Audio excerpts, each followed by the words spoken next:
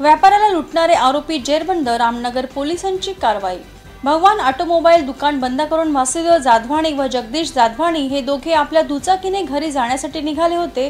Sindhi colony जवळ पोहोचता चेहऱ्यावर कापड बांधलेले 3 अज्ञात इसमांनी जाधवाणी यांचे वाहन थांबविले। तिघांनी चाकूचा धाक दाखवीत दुचाकी वाहन व 80,000 रुपये चोरून नेले।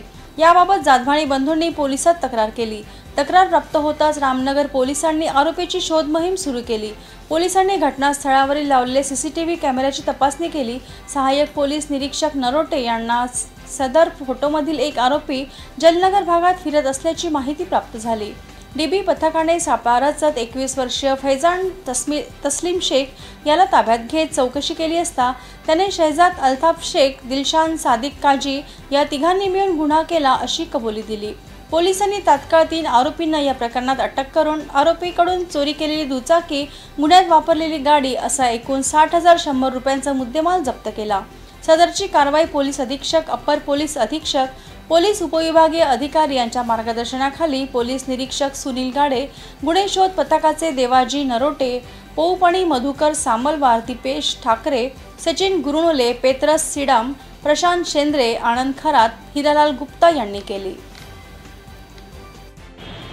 दिनांक 8 जुलै रोजी फिर्यादी वासुदेव जाधवानी यांनी तक्रार दिली की ते त्यांचे भगवान ऑटोमोबाईल्स नागपूर रोड चंद्रपूर येथील दुकानातून रात्री दुकानात जमलेला गल्ला रुपये 80,000 घेऊन त्यांच्या भावासमवेत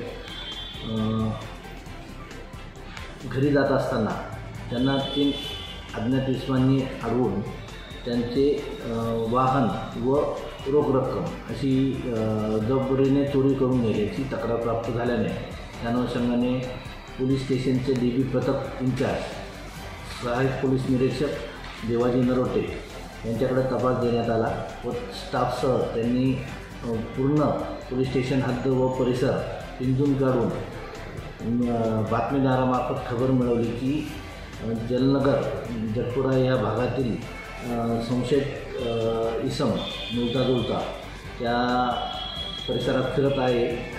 या अनुषंगाने त्यांनी सदर ठिकाणी जाऊन एका आरोपीस ताब्यात घेतले। चौकशी केली असता त्यांनी त्याचं नाव फैजान शेख राहणार जलनगर असे कबूल करून त्यांनी त्याचे साथी शहजाद शेख व दिलशान काजी यांच्याबरोबर सदरचा गुन्हा केल्याचे कबूल केले व त्यानंतर गुन्ह्यात तपास करून गुन्ह्यात वापरलेली ॲक्टिवा, त्यानंतर गुन्ह्यात चोरी नेलेली गाडी, गुन्ह्यात वापरलेलं हत्यार चाकू व रोख रक्कम असे माल जप्त केलेले आहे।